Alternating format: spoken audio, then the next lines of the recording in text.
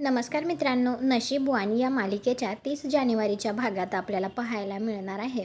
Police येऊन रुद्रप्रतापला म्हणत असतात, NGOचा माल घेऊन जाणाऱ्या यांच्या टेम्पोमध्ये दारूचा साठा आहे.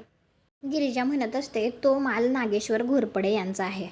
त्यानंतर आता सावी गिरिजाला म्हणते, तुझ्यामुळे माझ्या रुद्रप्रतापला पोलिसांनी पकडून नेलं.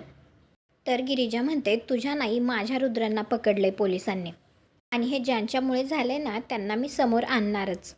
त्यानंतर गिरिजा आता नागेश्वरचा खरा चेहरा बाहेर आणण्यासाठी एका गोडाऊनमध्ये आलेली असते.